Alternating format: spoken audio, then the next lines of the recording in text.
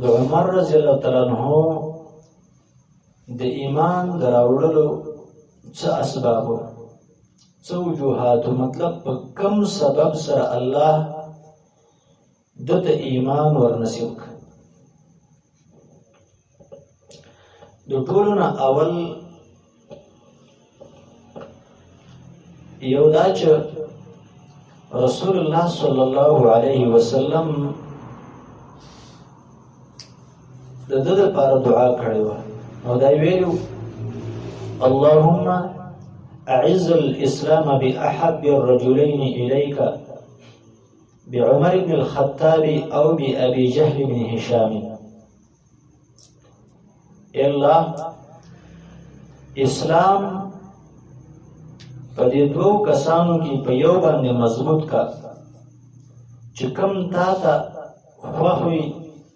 چې یو عمر بن خطاب رضی الله تعالی عنہ دی او یو ابو جهل بن هشام دی چې د خپل نوم عمرو بن هشام دی، ځکه دته عمر خلک وایي. دا دواړه په دې علاقه کې قوي او مشران کسانو، طاقتور خلق به تېرېدل، خبرې منظورېده. نو عمر رضی الله تعالی عنہ وایي که یو اسلام راوړه، اسلام هغه به عزتمن شي، خلق به ورته متوجه شي. یو خبره دینه معلومه شوه، هغه ده چې اسلام عزتمن دی او بعضې خلک چې دې کې داخل شي نو داسې ویلی شي چې لکه د پلانکي د وجې نه اسلام مضبوط شو، د پلانکي د وجې نه اسلام عزتمن شو، د پلانکي د وجې نه اسلام خور شو. خبره باندې ورسېدې. لکه مثال په طور مونږ داسې وایو چې لکه مونږ ته د عقیدې دعوت چا راکړی دی، لکه زه چې د شرکیاتو نه بد شوی ما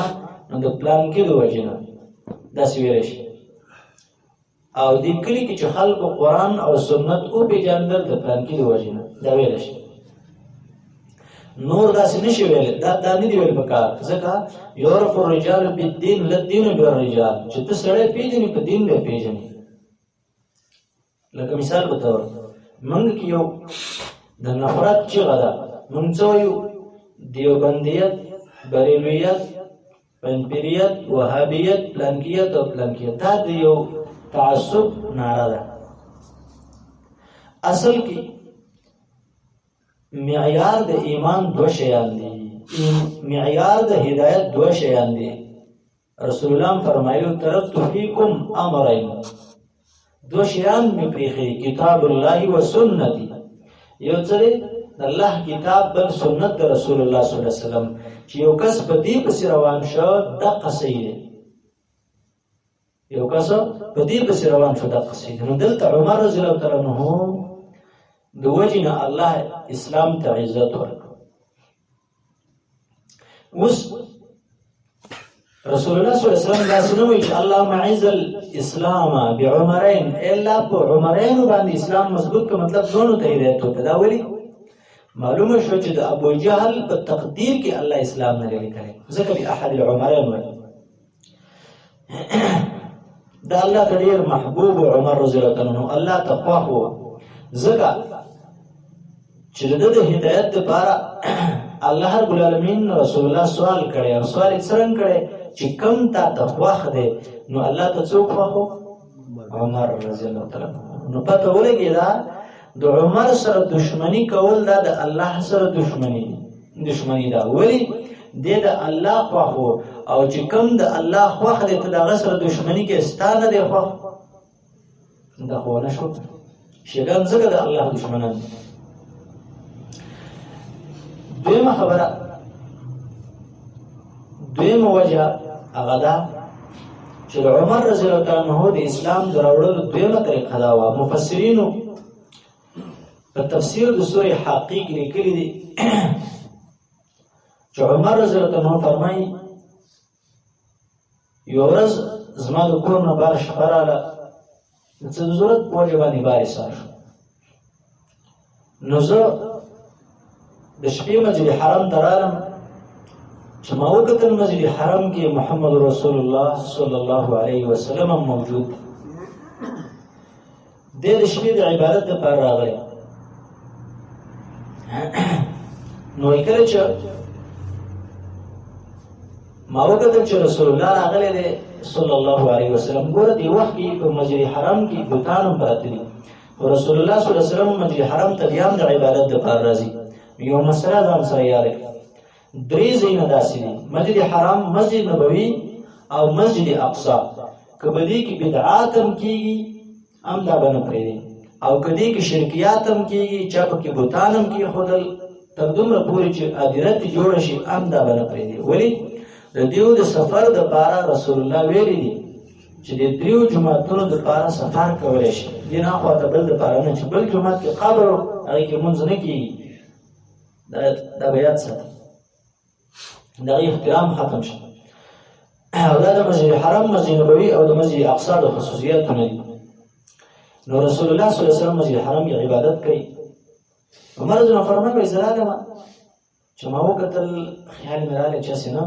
که زه دې ډایرکټ ورشم نو رسول الله صلی الله علیه وسلم عبادت پرېږدي او دی به ویرېږي چې عمر ما وجني نو زه چې کوم مقصد دپاره اوس رالم نو هغه مقصد به زما نه فوت شي هغه دا چې زه قرآن واورم چې دې کې دي څه دا څه وایي نو مخامخ ورنغلمه داسې مې وکړل چې د کعبې په بل طرف راتاو شم او په غلاف کې دننه ورننوتم او پټ پټ رالم نبي علیه السلام ته مخامخ ودرېدم تیاره و نبي علیه السلام زه نه لیدم او ښه په توجه سره ما غوږ کېښوده رسول الله صلی الله علیه وسلم سورې حقه لوسته الحقة ما الحق وما أدرك ما الحق نو ډېره د تعجب خبره وه ما سورې حقه واورېده نو په سورې حقه کې ډېر خوند یې راکاوه ځکه چې د رسول الله صلی الله علیه وسلم یو خوله د رسول الله صلی الله علیه وسلم او بیا سورې حقه ډېر زیات په بهترین انداز کې الحقة ما الحق وما أدراك ما الحق كذبت ثمود وعاد بالقارعة فأما ثمود فأهلكوا بالطاغية وأما عاد فأهلكوا بريح صرصر عاتية دا صورت وی چالو دی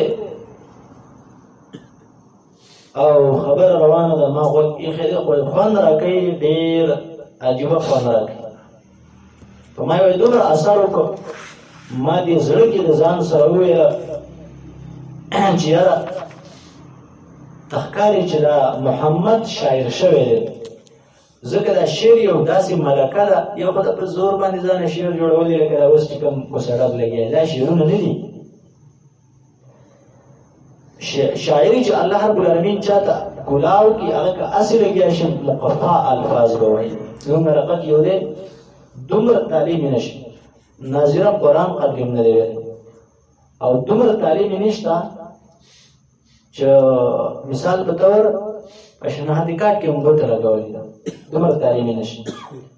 خو که داسې 15 منټه 10 منټه کېناست او دی به شاعري شروع کړي او دی به له خولې نه داسې الفاظ راوباسي چې بعضې الفاظ د پښتو په الفاظو کې به تلغات کړو دا د کوم الفاظ وي عام یو ساده انسان دی دغه شاعرۍ ته دغه فصاحت ته دغه بلاغت ته سړی حیران پاتې شي تاسو د میډیا یو کتلي علیشان مجبور دی عام انتهایی ساده انسان و دا زموږ کوم سکول کې چې موږ د هغې څوکیدار دا هم ساده انسان و خو الله ډېره فصاحت شاعري در فصاحت او بلاغت ورکړه ښه بهرحال نو ما دې زړه کې ویل چې دا خو ته ښکاري چې شاعر شوی دی نو وایي چې دا خبرې مې دې زړه کې راغله نو ډایرکټ دا خبرې وویله إنه لقول رسول كريم وما هو بقول شاعر قليلا ما تؤمنون دا ګوره د شاعر خبرې نه دي سورې حقې د آیات وي ما ډایرکټ درشله دا خو کاهن شوی دی ځکه زما په زړه کې خبر راغله پخوا به دوی کم کس ته به چې لکه څه نسبت کول به دا کاهن دی کاهن له به ډېره مرتبه ورکوله لکه زمونږ د نن سبا دوران جاهل خلک چې څه وایي هلکه وایي ته څه زبرګ خو نه دا د شرک لفظ دی ته څه زبرګ خو نه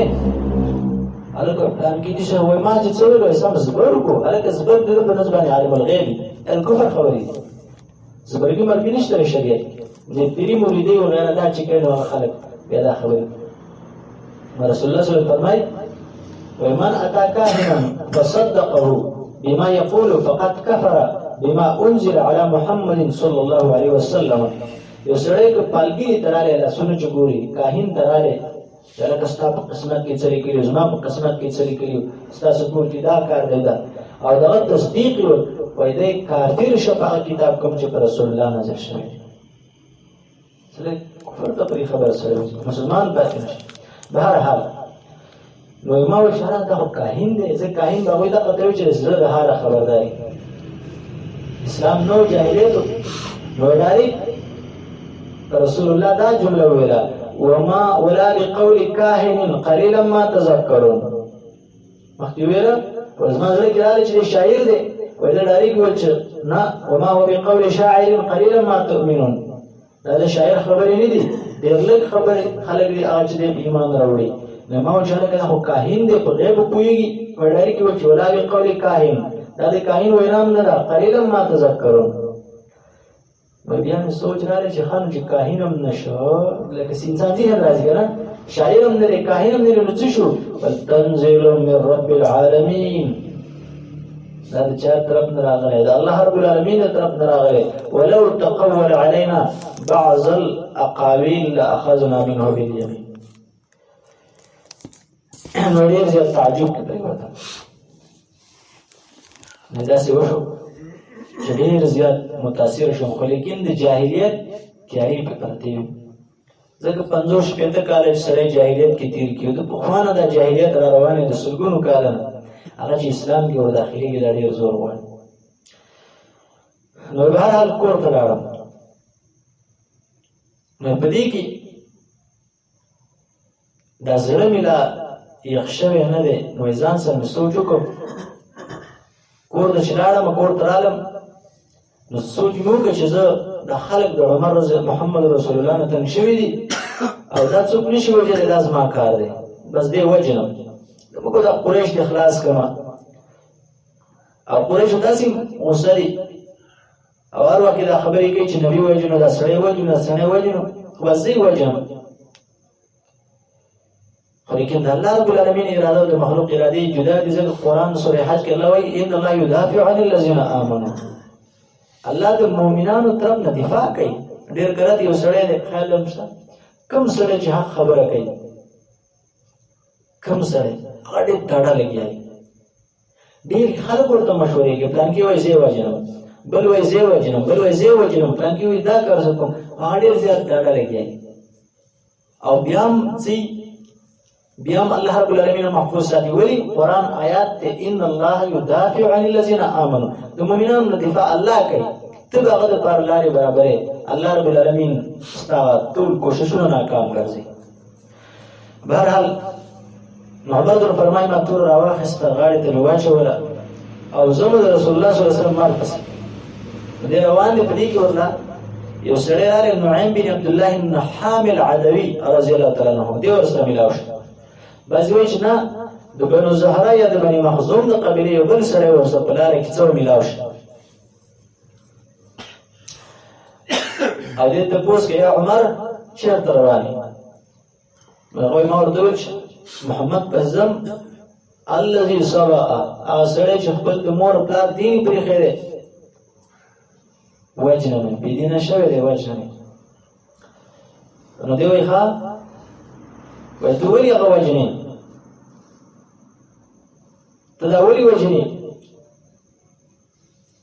د هغه د وجلو تا اراده څه کړې ده بنو زهرا او بنو هاشم چې کوم دي د هغه نه بیا ته خلاص نه شې که تا محمد قتل کړو نو هغوی سره څه کوې نو عمر ډایرکټ ده ته وفرمایل ما اراک الا سبوته داسې راته ښکاري چې ته هم څه یې ثابت شوی ته هم ته ښکاري دین پرېښی ته نورو غم دې شروع کړو نو په دې کې عمر رضی الله عنه چې کله دا خبر وکړه نو دې کس ورته ویل چې ته دې زما په خبر ولې تعجب کوې؟ زه ثابت شوی نو که نه یم ثابت شوی. یو بل د تعجب خبر درته ښیم. ویل کومه؟ ویل ان ختنک و اختک قد صبوا وترکا دینک الذي انت علیه. ستا اوښې او ستا خور دواړه سریان شوي دي، هغه دین یې پرېښی دی کوم باندې چې ته یې. نو دا خبره درته ډېره زیاته تعجب ښکاره شوه. ویل ته محمد وجنې د بل غم کې د هغوی غم وکړه. اوس د دې خبرې دوه صورته دي. که دا سړی مسلماني نو د دفاع د رسول الله وکړه چې هغه پرېږده ده پسې لاړ شه، ته ولې دی وجنې؟ او که مسلمان نه نو یو نوعه د څه وکړه؟ ده وویل چې محمد له وروستو راشه، خو اول دغه ځینې شروع وکړه. مطلب دغه نه غم وکړه نو بیا بار راوځه، کور دې ګډ وډ دی او بار دغه کې نور پسې ګرځي. بهرحال عمر رضی الله واپس راغی. د ده اوښې نوم و سعید بن زید رضی الله تعالی عنه چې دا جنتي صحابي دی. ده ته تقریبا دنیا کې ورته جنت زیری میلاو شوی کسان چې کوم خو صحابه کرام ټول جنتیان دي. نو عمر رضی الله فرمایي چې زه هغوی پسې رالم، ما د بهر نه تلاوت واورېده. خباب بن ارت رضی الله تعالی عنه اواز مې واورېده چې د مخکې نه ایمان راوړی او سخت یو تکالیف یې موږ هلته ذکر کړي وو چې د په بدن کې داسې سوي شي و د دې سختو د لاسه. نبي علیه السلام دا طریقه جوړه کړې وه چې تاسو د ملګري تقسیم کړي وو، هلکه داسې کار وکړه دعوت چلاوي، کورونو کې به دعوت چلاوه. نو دم دعوت چلاوه. کله چې حباب بن ارت رضی الله تعالی عنه د عمر رضی الله اواز واورېده نو دې د کور په یو کمره کې لاړې پټ شه.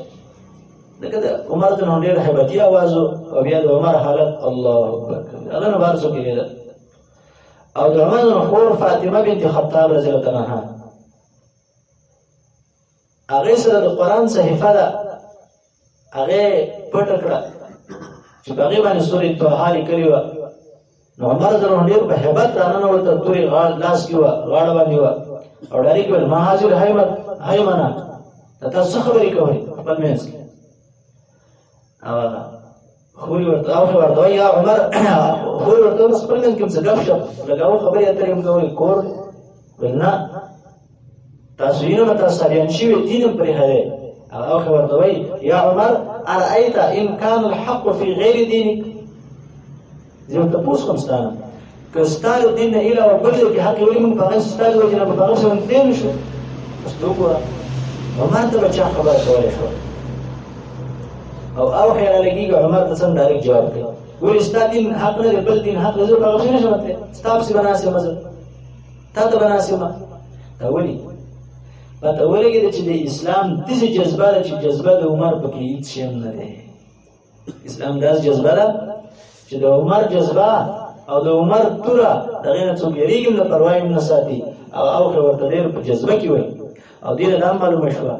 چې حق پرست ناروا بالکل نشي برداشت کولی، د دې ډایرکټ په دې خبره کوي. ځکه خو د خلک حق پرست نو څه وایي؟ هلکه دوی متشددین دي، سختي کوي. ته وګوره ډایرکټ اواز کوي، سخته خبره. عمر ته وستنی. نو عمر ته ودانګل او غیر څمله راڅمله او ځمکې ته